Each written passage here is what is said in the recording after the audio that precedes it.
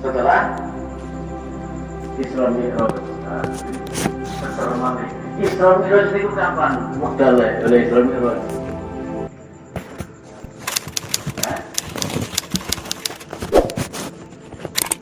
Kalau ditanya sholat lima waktu itu baca atau sasamun itu kanjeng Nabi Isra lan Mi'raj. Kan ditanya lagi Isra lan Mi'raj pun kapan? Satu pendapat Gaudul Rajab, ada yang bukan Rajab. Bahkan dalam tafsir Ibnu Katsir yang sahih itu bukan Rajab. Isra dan Mi'raj Rasul ada sama dengan tahun kelahiran beliau, yakni di Rabiul Awal, dan haranya sama. Demikian berpulangnya beliau juga sama. Jadi Isra Mi'raj, lahir dan wafatnya Rasulullah di bulan yang sama. Tafsir Ibnu Katsir secara memiliki Rajaban di bulan Rajab.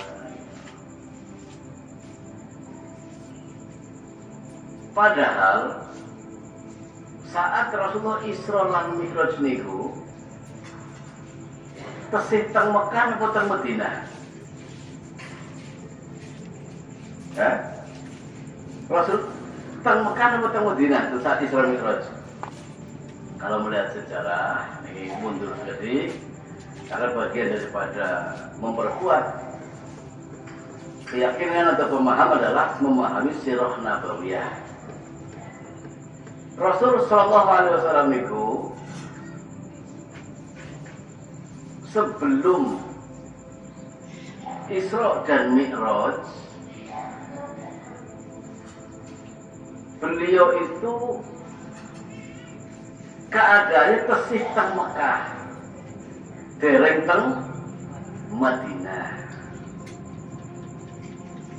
Maka kalau ditanya kapan Rasulullah Isra dan Mi'raj, niku mboten saged menjawab tahun berapa. Sebab tahun ke-1 itu dietakan Rasulullah hijrah teng Madinah. Padahal Isra dan Mi'raj Rasul dereng teng Madinah, tesih teng Mekah. Niten ini kepripun niku berarti tahun iki dereng wonten hitungane. Nek jaman niku sing diteni peristiwa sing paling menonjol di tahun itu nggo tenger tahun niku. Maka terkait lahirnya Rasulullah disebut tahun apa niku? Nah, tahun gajah buat tahun kesekian. Hijriah nggak ada, karena nopo hijriah nonton hitungan tahunnya. Nggih, karena nopo di tahun kelahirannya Nabi, Raja Abraha ngirim pasukan bergegas untuk menghancurkan Ka'bah. Maka paling konsul niku disebut tahun gajah. Lah, Isra lan Mi'raj itu tengere nopo? Tahunnya itu dinamakan karena setelah Rasulullah itu kehilangan dua orang yang dicintai, yakni istri beliau Khadijah lan pamanipun Abu Thalib. Kapan itu? Fis sanatil asyirah minan nubuwah. Selangi, fis sanatil asyirah minan nubuwah, pada tahun ke-10 kenabian. Bukan 10 Hijriah, tahun ke-10 kenabian. Berarti yuswanipun kanjeng Nabi pinten? Nggih. Berarti 50 tahun. Lah di umur 50 tahun itu Rasul dados duda. Napa sebabipun? Khadijah radhiyallahu anha kapundhut dening asa dalem Allah Subhanahu wa taala tahun ke-10 kenabian. Berarti rumah tangga kali Khadijah pinten tahun kanjeng Nabi? Nggih. 25 tahun itu nikahnya, dados Nabi dan Rasul usia 40 tahun, meninggalnya Khadijah 10 kenabian tahun. Itu berarti kanjeng Nabi yuswanipun 50 tahun, rumah tangga bersama Khadijah berarti 25 tahun. gadah putra pinten kali Kanjeng Nabi.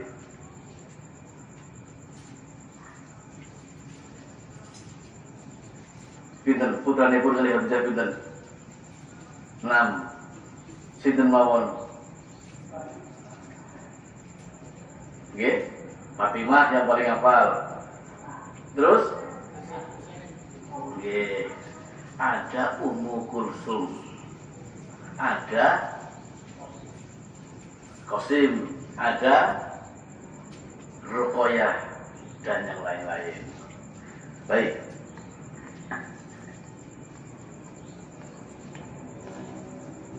Tahun ke-10 kenabian, Rasul kehilangan Khadijah. Pada saat itu, sejarah mencatat bahwa Khadijah itu tamna'u anhu adza Quraisyin. Khadijah itu piyantun putri tapi punya perawakan terbiasa menghalangi penyiksaan yang menyakiti Kanjeng Nabi dari orang Quraisy. Jadi betul-betul mepet teng kasur teng dapur. Tapi tampil membela, menghalang-halangi, mencegah penyiksaan dari Quraisy kepada Kanjeng Nabi. Sri Kandi wirupamane. Bukan sebut dosa nesek. Nah ini Sri Kandi. Artinya begitu Seda berkorban hartanya, berkorban waktu, tenaga dan pikirannya membela Nabi Sallallahu Alaihi Wasallam, dan beliau adalah wanita pertama yang masuk Islam. Sebelum menjadi istri Rasulullah pernah berkeluarga, punya putra namanya Halah. Maka suami awalnya adalah Abu Halah, dan salah satu guru tentang pendidikan agamanya, sinten gurunipun Khadijah, guru agamanya pun tinggal besok. Pamanipun Nufail bin Waraqah. Nufail bin Waraqah itu ahli kitab Injil, pengikut Isa yang murni.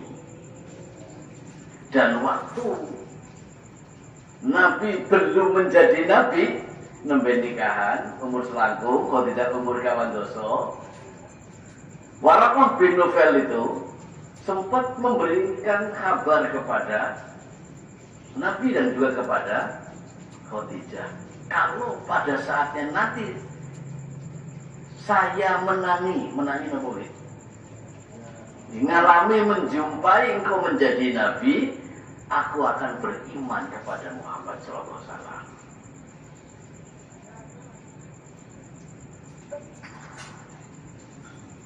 Lalu SK kenabian itu saya ingatkan jenengan. Kan Nabi menjadi Nabi umur 40 tahun. Ya Allah, itu ada SK kenabian. Apa SK kenabiannya? Ayatnya wa anzir ashiratakal aqrabin. Berilah peringatan kepada sedulur dekatmu, kerabatmu. Maka sampaikanlah dakwah secara sir. Dakwah secara sembunyi-sembunyi, rahasia. Lalu ayat SK kerasulannya kapan? Terus boten sareng dados Nabi dan Rasul dulu aja di Nabi, itu ada SK kerasulan. Ayatipun fasda' bima tu'maru wa a'rid 'anil musyrikin.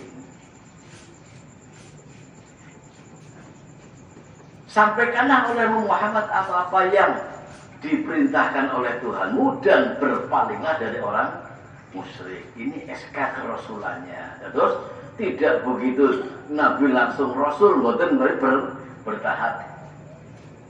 Di SK kerasulan itulah Rasul tampil dakwah secara terang-terangan, jahar, ad-dakwatu jahron, dakwah secara jahar, secara terang-terangan, terbuka, transparan. Yang dilakukan pertama nopo? Naik ke Bukit Sofa, dikumpulkan seluruh Quraisy kaum Quraisy dikumpulkan semua. Setelah kumpul, Rasulullah menyampaikan pidatonya, hal tusaddiqunani fi ma ukhbirukum bih. Kalau bahasa kita napa panjenengan pitados. Kalian napa itu badhe kula sampaikan. Qalu jami'uhum, mereka semua menjawab na'am. Nggih kula percanten. Sebab napa? Majarrabna alaika kalbiban mundu nasyatika ilal an. Saya belum pernah menjumpai engkau Muhammad berdusta dari masa kecilmu sampai sekarang. Nek bahasa kita sing gampang kurung ngandel. Kemudian udah terima tegur kalau kloer tuh bisa pergi gitu. Rasul langsung menyampaikan di antara penggalan pidatonya adalah angkidu anfusakum minan nar. Selamatkanlah diri kamu sekalian dari api neraka. Inni nadhirun lakum min adzabin syadid. Sesungguhnya aku adalah pemberi peringatan kepada kamu sekalian dari siksa yang pedih. Nah, berminggu sing waune seneng dadi sengit, sing waune perak dadi adoh, sing waune nopo simpati dadi antipati. Terus ya ini wes sing waune seneng dadi sengit, sing perak dadi adoh, sing simpati dadi antipati. Yang tadinya dekat jadi menjauh. Terus kalau ceramah bab yang pikir, bab yang syahdu niku ayem. Tapi kalau sudah sampai kepada permasalahan tahlil, artinya tauhid, la ilaha illallah yang disampaikan, ini nopo anget, mesti anget. Nek menyampaikan tauhid la ilaha illallah dengan segenap maknanya, tapi kok ayem, tidak ada rintangan, tidak ada tantangan, tidak ada halangan, boleh diragukan dakwahnya malah. Kalau berbicara masalah akhlak, Rasulullah dijamin al-amin, kisruhnya Arab, sudah titip dunia tengah dengan Nabi, sejari dari Nabi. Arab kisruh, oh itu dikatakan Muhammad. Digari al-amin, orang yang bisa dipercaya. Tapi begitu dados Nabi menyampaikan dakwah sadar pertama tadi, sing ngene ngandel dadi mboten ngandel. Demikianlah resiko dakwah seperti itu dialami pula oleh umatnya. Lebih menyakitkan lagi nopo? Di detik itu yang pertama kali menampakkan kebenciannya, sinten? Paman Nabi sendiri Abu Thalib, sinten? Abu Lahab. Gleng, mulai tapok blek gitu. Tabatlah kaya Muhammad, keblek gue Muhammad menurut kita. Alihada jamatana. Apa hanya untuk seperti ini kamu mengumpulkan kami semua? Maka turunlah ayat pada peristiwa itu, tabat yada Abi Lahabin wa tabat. Celaka kedua tangan Abu Lahab, sungguh celaka. Kalau yang mabuk orang lain mungkin ya tetap sakit, tapi sakitnya benten. Ini keramannya biar bok si mabuknya mau boleh nelangsani ya. Yang dengan pirsa tentang Abu Lahab niku mutlak musuh Kanjeng Nabi napa nate caket kali Kanjeng Nabi. Halo, ibu-ibu nih. Tentang Abu Lahab itu musuhnya Kanjeng Nabi napa nate ruket kali Kanjeng Nabi. Nate ruket, kapan udah ruket? Ya, lahir. Baik, jadi saya ambilkan sejarah berkenaan dengan tafsir surat An-Najm bahwa Rasulullah niku di samping dimusuhi oleh Abu Lahab, Tapi Rasulullah juga besanan kali Abu Lahab. Kasih ingatan, nelfon nembe apa? Nembe mireng. Abu Lahab itu malah besan nih kali apa? Kali Kanjeng Nabi. Sinten sing nikah kali putrine pun Kanjeng Nabi, Ruqayyah lan Ummu Kulsum. Itu dapat putranya Abu Lahab dua-duanya, Utaibah dan Utbah bin Abi Lahab dan Utaibah bin Abi Lahab. Sedereng dados nabi. Ayo. Tapi karena kebenciannya kepada agama tadi, justru habis peristiwa Rasul menyampaikan dakwah dan sopan itu apa? Boten ukur nabok Kanjeng Nabi pegatan kowe kabeh. Wah, luar biasa. Tidak hanya sengit kepada Kanjeng Nabi sebagai keponakannya tentang inni nadhiru lakum min adzabin syadid, tapi apa? Diperintahkan kepada putra-putranya suruh menceraikan istrinya, yakni putrinya Kanjeng Nabi. Diceraikanlah. Tambah nelaksananya Nabi. Dan nopo setelah jadi janda yang besar dinikah sama Utsman bin Affan. Itu randa angsal anakipun Abu Lahab baunipun dinikah dengan Utsman bin Affan. Begitu meninggal lagi, nikahlah dengan Ruqayyah. Kalau bahasa juga dulu turun ranjang, boleh Mbak Linerin. Turun gitu, turun Mbak Linerin meninggal, nikah kali rayinipun.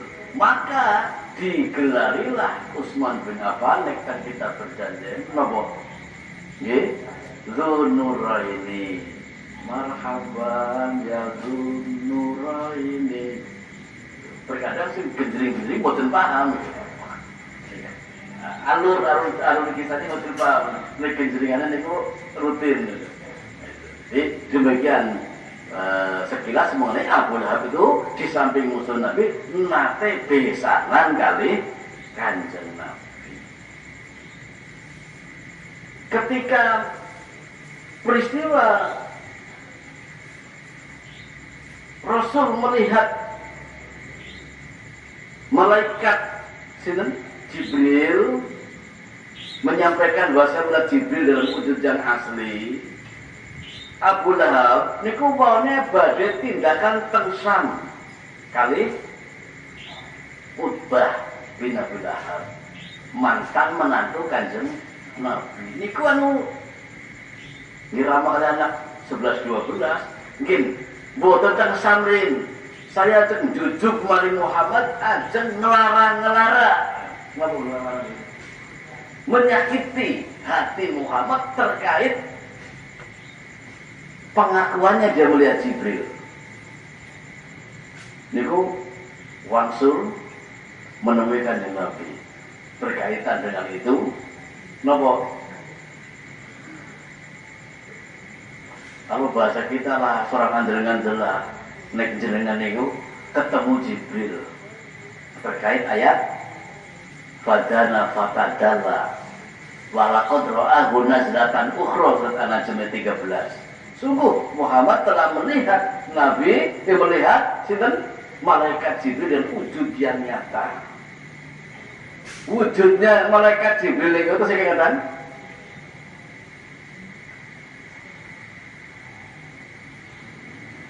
Kalau berdiri detikipun niku sundur langit. Nggih.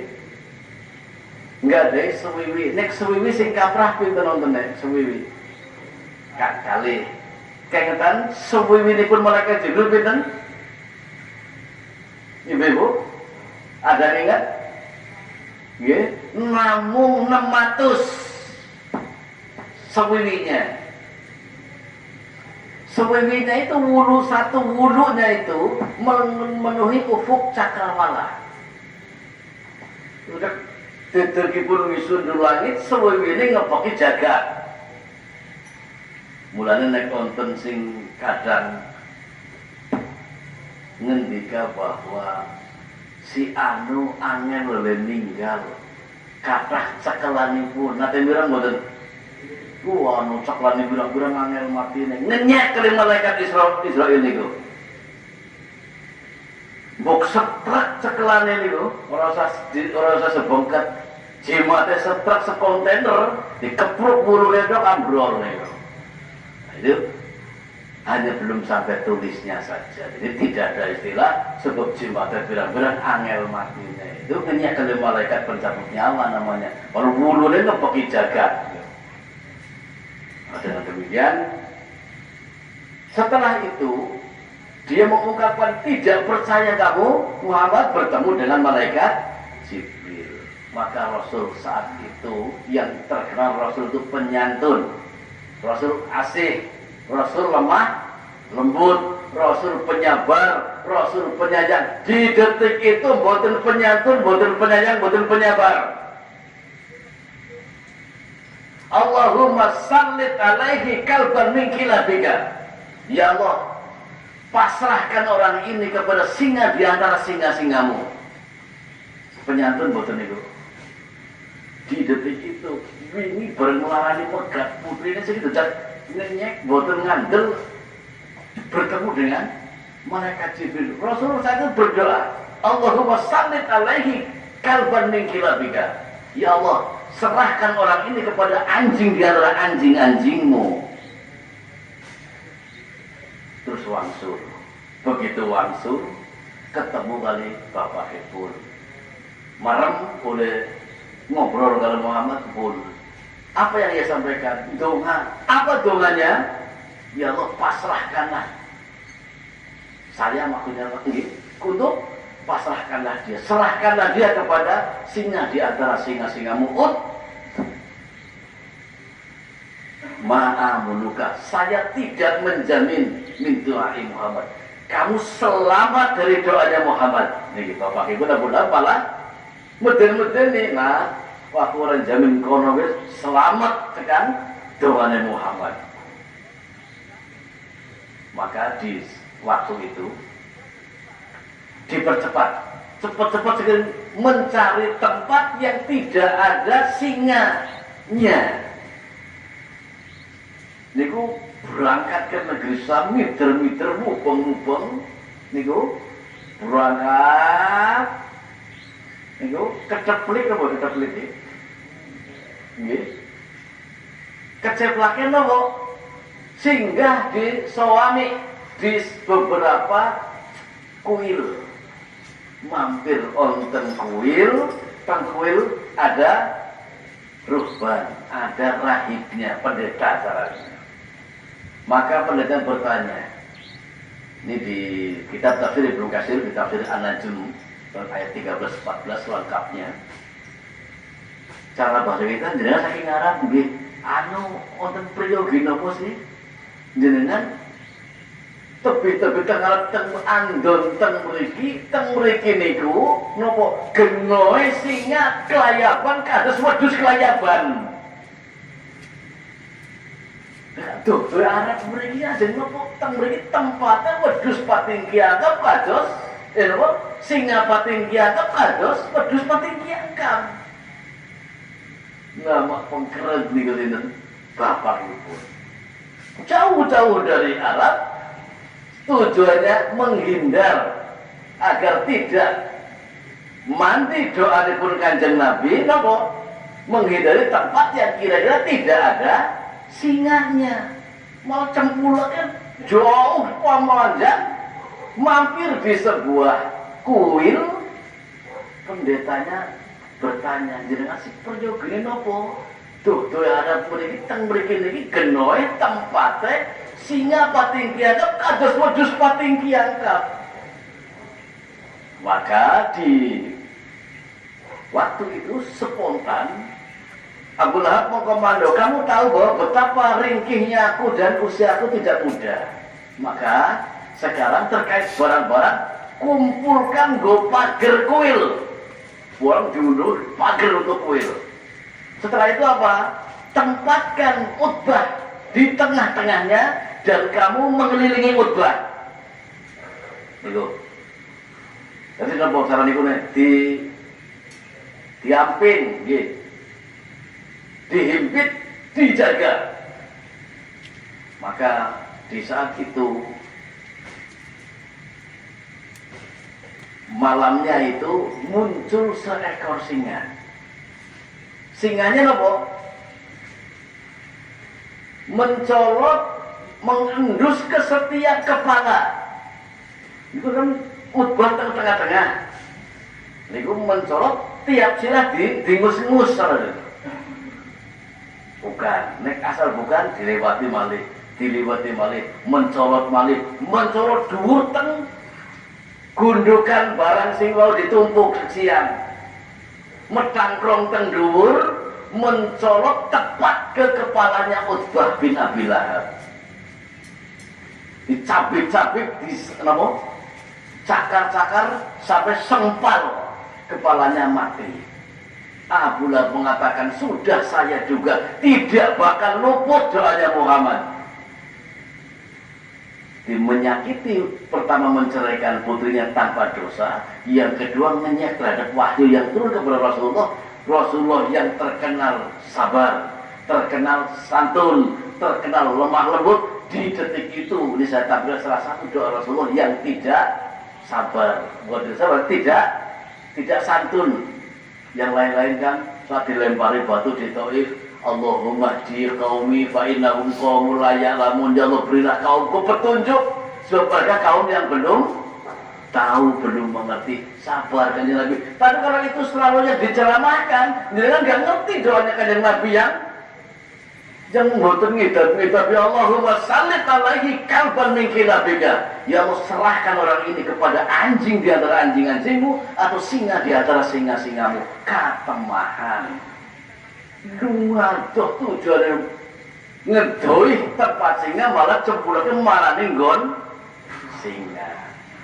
Kalau Allah memiliki iradah, tidak ada yang bisa menghalang-halangi. Maka kalau pas kita mengalami suasana yang tidak mengenakan, lalu bunga terus, gitu, jangan bunga terus umur-umur, kadang buatan bunga, gitu, kepenak terus, kadang buatan kepenak, urusan bunga kali merasa, bunga itu buatan kudu sugih, mungkin sugih nangis ngonten, sing malah guyu terus ngonten. Jadi kalau pas menangis keadaan yang tidak mengenakan, keberuntungan ibu. Kalau pas penas ini, tadi doanya Allahumma alhamdulillah wa bi nikmatihi tatimmus sholihat. Ya Allah, alhamdulillah, segala puji bagi Engkau, dengan nikmat dari Engkau maka sempurnalah kebaikan. Iku nek pikantuk kenikmatan atau hal yang kepenak. Nah, kalau pas mendapatkan perkara yang malah tersundut masyarakat, malah munjuk, malah stres, malah boten kepenak, donganipun kepripun?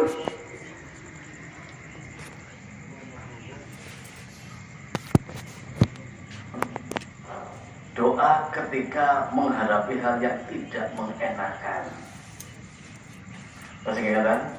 Dikumpulin di pertemuan yang dulu.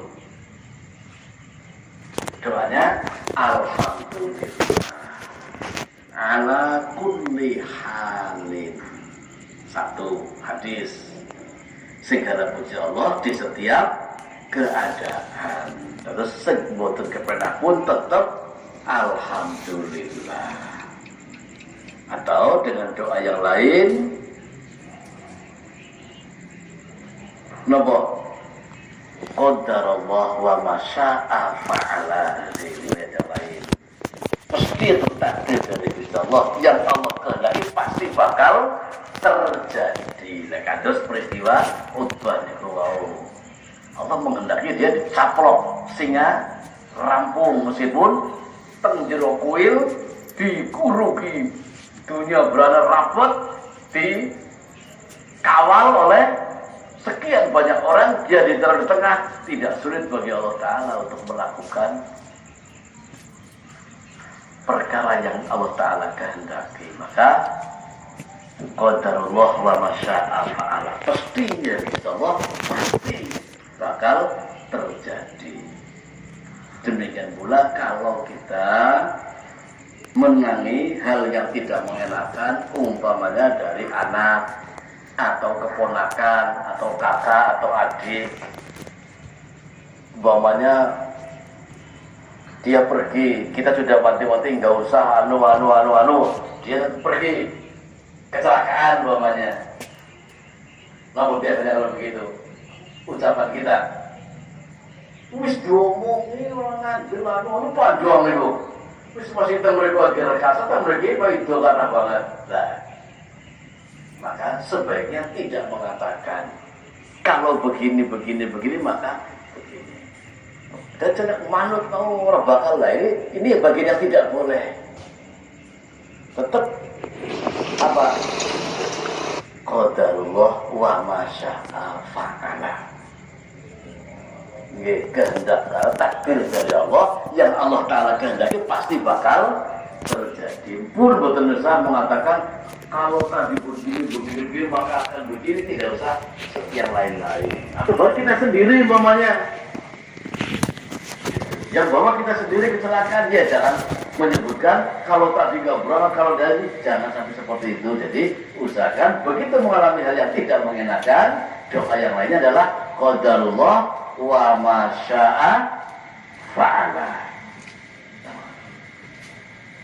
Banjur di Isra lan Mi'raj itu, saat naik ke Sidratul Muntaha, nopo inti kisahnya diberi oleh-oleh nopo fardu sholat dasar waktu. Awalnya kan boten niku 50 pindah di Musa, pindah Muhammad 50 usah usul mungkin Allah bakal kuat mati panjenengan gitu ya. Wajib. Akhirnya gangsal mohon seniki rezekine nggih kata sing mboten kuat. Balem pun terus gangsal.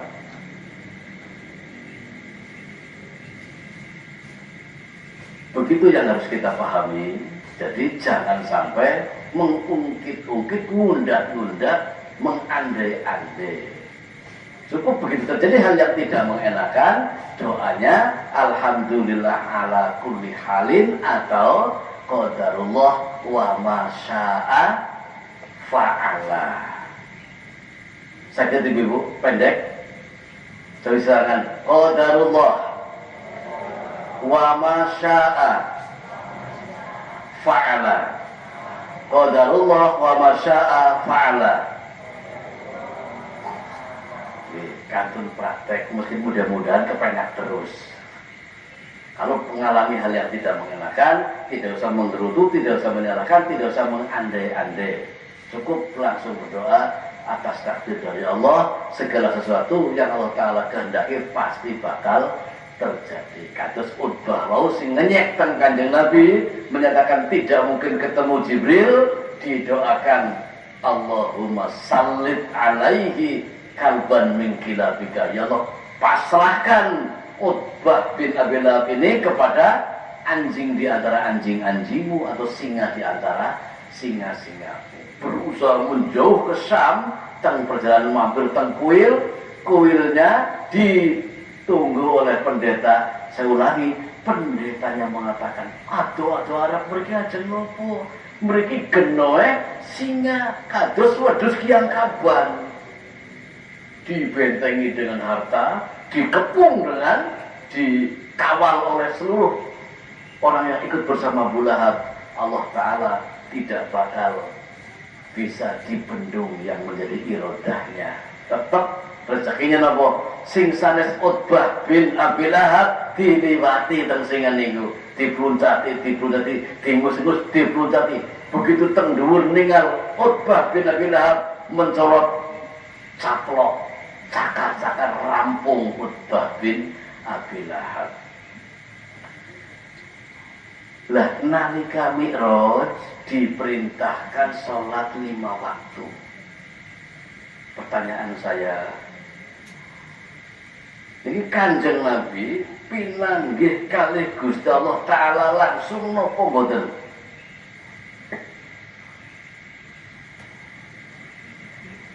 Nggih, kan mendapatkan dawuh dari Allah Ta'ala tentang fardu sholat gansal wekdal.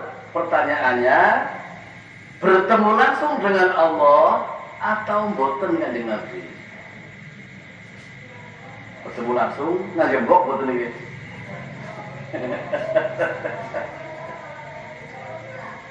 Nggih, lah kita diberita sholat mboten langsung. Nggih. Baik. Langsung. Niku ngangge kira-kira ngangge dalil niku. Baik. Perkiraan baik jujur. Begini, berkenaan dengan peristiwa Mi'raj, di sebagian keterangan ulama memilih menyatakan bahwa Kanjeng Nabi pinanggih langsung kali Allah Ta'ala. Riwayat dari Ibnu Abbas.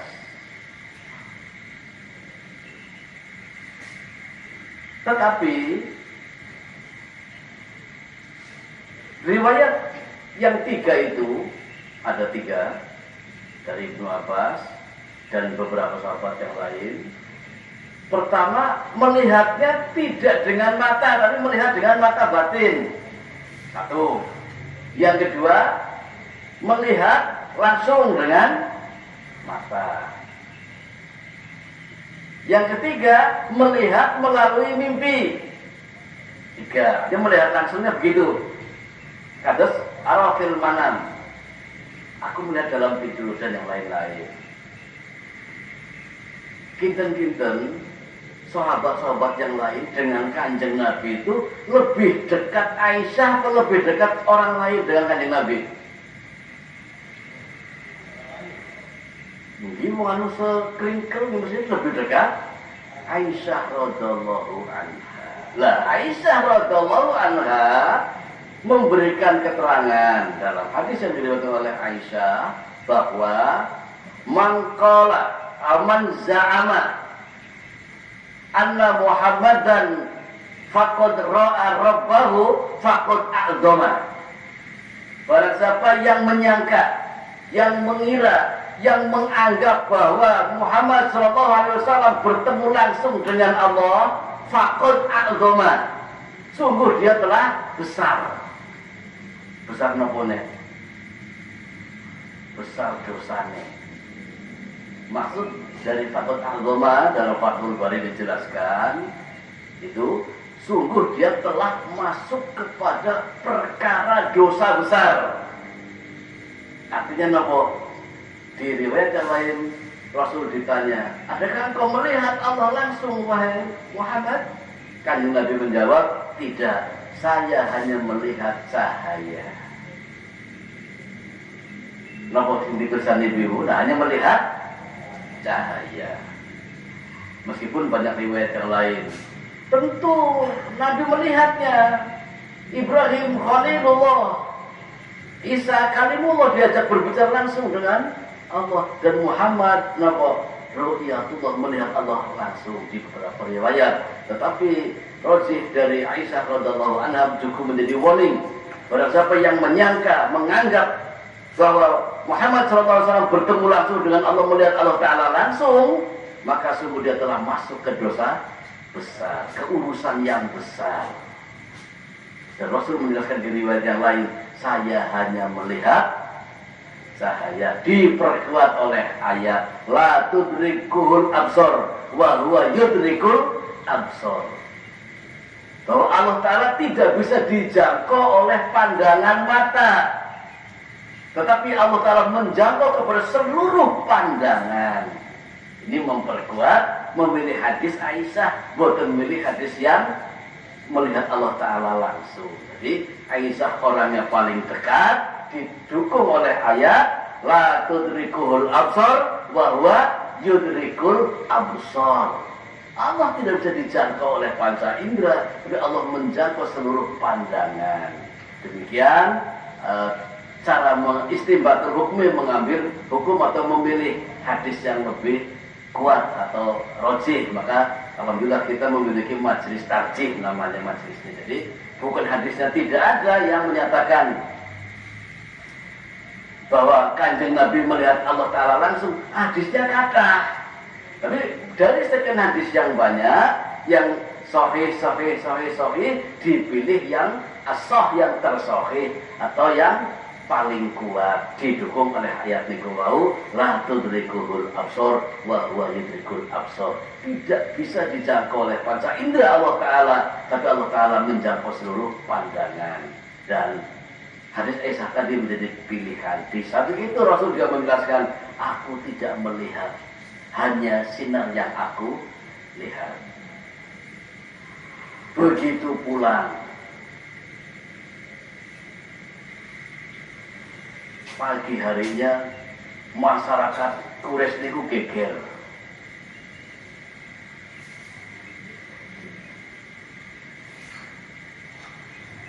Napa gegeripun? Muhammad mengaku berjalan atau melakukan perjalanan dari Mekah Masjidil Aqsa ke langit Sapi itu sewengi. Maka ini memperkuat turuk-turuk wingi wonten benabok pamannya. Kemarin-kemarin baru yang senang dari sengit, sing perak dari tebing niku, yang simpati dari antipati dan yang lain-lain, ditambah ngaku bisa melakukan perjalanan Mekah Masjidil Aqsa, langit Sapi itu Sidratul Muntaha sewengi. Oh, berkelangan bojo kelangan pamane Muhammad kaum slep. Maka Allah Ta'ala menegaskan di surat At-Takwir, wa ma sahibukum bimajnun.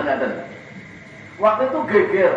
Maka Abu Bakar itu datang pagi-paginya. Ada apa ini? Itu temanmu Muhammad, kongslep. Masa dari Mekah ke Masjidil Aqsa ke langit itu dari sewengi? Yang benar siapa Muhammad? Kalau yang berbicara Muhammad, saya percaya. Maka di detik itulah digelari Abu Bakar As-Siddiq, orang yang percaya.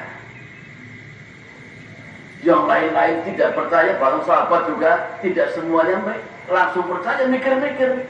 Dipikir-pikir ya, orang kepikir ya. Tapi Abu Bakar As-Siddiq, apa yang dikatakan Muhammad, saya percaya. Maka dikira Abu Bakar As-Siddiq.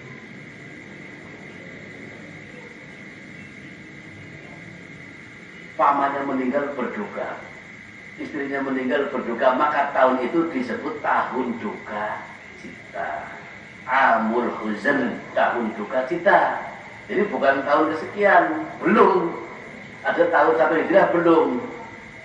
Jadi tahun duka cita atau amul huzn terjadi pada tahun ke-11 kenabian. Yuswanipun Kanjeng Nabi 51 tahun. Itu peristiwa Isra dan Mi'rajnya. Begitu pagi harinya terkait pelaksanaan daripada wajibnya sholat, Jibril alaihissalam mengajarkan tentang tata laksana sholatnya dan waktu-waktunya. Jadi bukan saat di Sidratul Muntaha, tapi pagi hari setelah Isra dan Mi'raj, Jibril memberikan pengajaran kepada Rasulullah tentang waktu sholatnya dan tata cara sholatnya. Lengkapnya di tafsir surat An-Najm berkaitan dengan wa ma sahibukum bimajnun, surat At-Takwir, bahwa temanmu wahai Abu Bakar adalah bukan orang yang gila. Wa ma huwa alal ghaibi bidonin, bahwa temanmu Muhammad itu tentang yang gaib boten pelit, mengkabarkan video yang gaib yang terjadi. Dan kemarin kita sampaikan tentang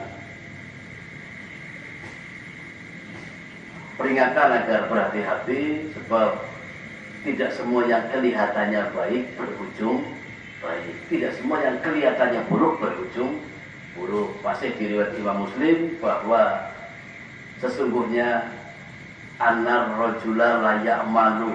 Sesungguhnya nanti akan ada orang yang beramal. Amali ahli jannah, dengan amalan ahli surga. Fima yamdulinas, yang kelihatan oleh manusia. Nanti ada orang yang kelihatannya dilihat oleh manusia dia beramal dan amalan ahli surga. Wa huwa min ahlin nar, dia ending namanya. Ini popoke niku, nggih, pol-pole mlebet neraka. Nggih. Wa inna rajula la ya'malu amal ahli nar. Ada orang yang amalannya amalan neraka terus, dosa terus dilakoni. Wa huwa min ahli jannah, endingnya pol-pole dia masuk surga. Milih sing pundi niku jenengan? Hah? Nggih, ampun dipilih niku kali-kali ya. Berbuat baik masuk surga. Tapi kalau banyak dosa masuk surga, kapling nerakanya niku asor. Nggih, jadi sama di surga tapi kapling neraka yang nek tetemui RSSSS begitu. Nggih. Jadi amal soleh itu jangan dibuat amalnya dosa terus mlebu surga ya mending sekepala nakes niki. Ampun, berbuat baiklah. Sebab amalan yang baik itu mengarah kepada takdir yang baik. Kita penyebabnya nopo itu? Amalannya amalan surga yang kelihatan, tapi pokok kita neraka. Nopo? Di antaranya, saya singkat waktu sudah malam. Di antaranya pertamanya itu sebab yang berbuat baik kelihatannya itu ujub selalu. Ujub nih, dia otomatis itu satu paket pembahasan menjelas minasirki. Ujub, secikobok langkah sing kaya ingsun. Siapa sih ngelawan sih? Gitu. Perkara sholat aku yang paling jos, tafsir ya aku paling lotok. Kalau begitu yang ada di benak hati ibadahnya kata itu, arahnya itu, ujub itu buat tentang surga. Mirip sinten niku nek ujub. Nggih, mirip sinten? Mirip tokoh ahli neraka. Sinten? Iblis. Saat suruh ta'zim kepada Adam, sorry ya, ta'zim ke Adam, anak khairu minhu, aku lebih apik timbang Adam kok. Ini bagian yang ujub itu bagian yang harus dihindari. Jadi amalannya soleh, tapi ujubnya menghantarkan ke neraka. Lah yang dosa terus kelihatannya yang kelihatan oleh manusia, tapi ke surga diantaranya bukan itu diantaranya karena apa? Saat dia berbuat dosa jujur ini saya salah, dan merencanakan bertobat, dan sebelum meninggal dia tobatnya yang menghantarkan ke surga, meskipun surganya tidak sama dengan yang amalnya soleh ke surga. Demikian menjadi bagian yang kita pertimbangkan, memperbaiki hal yang menyebabkan kita ke surga, perkara yang himah. Maka kalau ini Kang Selamat, mari kasih sanggup. Nggih. Pasmon betul niki itu jenengan sing pengen kondur ya kena kasar menit sing tasih pengen dangu ya kena berbangun terbubar ya. Tentang syarat-syarat imam diantaranya ini minggu sedikit poin-poinnya. Pertama, aqra'uhum fil Quran, yang paling menguasai Quran. Ya bisa bacaannya, ya bisa tafsirnya, ya bisa yang lain-lainnya. Nah kalau sudah sebanding ilmu Qurannya, kalau si A pasti si B mandang cedal, oh ya si A yang maju. Itu sebanding. Ini ilmunya sama, fasenya sebanding. Yang menjadi prioritas dari pimpinan atau imam itu apa? Kedua itu awaluhum bil hijrah. Nah ini itu yang lebih awal berhijrah. Jadi hijrah betul nonton jadi nggak usah dipakai poin itu. Tapi kalau dulu terjadi begitu, hijrahnya kok bareng merasa unta berdua umpamanya. Oh ya, angker malin ini. Poin ketiga. Kriteria ketiga apa? awwaluhum fil Islam, yang lebih dahulu masuk Islamnya. Jadi para sahabat radhiyallahu anhum ajmain iku rekenan kapan mlebet Islamnya genah. Administrasi nek dereng ditulis niku genah. Nek kita kewalik ditulis teng KTP Islam lagi umur 17 tahun, kapan Indonesia itu mboten genah. Saya ulangi, dulu tidak ada catatan administrasi. Tapi genah kapan masuk Islamnya. Nah kalau kita teng KTP Islam asal umur 17 double KTP. Tapi genahnya masuk Islam kapan itu? Kapan jenengan? Nah kalau yang lebih dulu masuk Islam, wah Islam kawin keluar, ya kan ada begitu istilahnya. Dan yang lain, maka bagian Insya di kesempatan entah kapan kalau ada kesempatan kita bahas bersama kapan sebenarnya kita mulai Islamnya. Sebagai kata tema, kapan kita masuk Islamnya? Ada yang bilang kawin caking pun jurun, ada yang kawin usut nikah syahadat, ada yang lain, ada yang lain. Nah kalian dari non muslim masuk genah ikrar lah itu genah itu waktunya. Nah, kalau kita itu kapan mendengar kalau kali-kali coba jujur, kan mungkin genah. Zon apa bisa dibilang ngomong tuan Islam otomatis putranya Islam. Kalau begitu Kanan ya Islam mestinya. Putra Nabi Nuh kok boten. Maka ke depan baik kita perhatikan sejatinya kapan kita mau atau kita jelas mulai Islamnya. Kalau di mata masyarakat, mbok kados wau kelihatannya baik, putranya boten baik. Allah melihat hakikat. Maka kita kejar hakikat keislaman kita itu kapan jane. Kalau belum, alhamdulillah masih diberi kesempatan bernafas, berjuang dan dani keislaman kita. Sebab para sahabat yang ngajinya ke Rasulullah, tahu peristiwa turunnya wahyu, menyaksikan mukjizat pun masih diberi wangsit.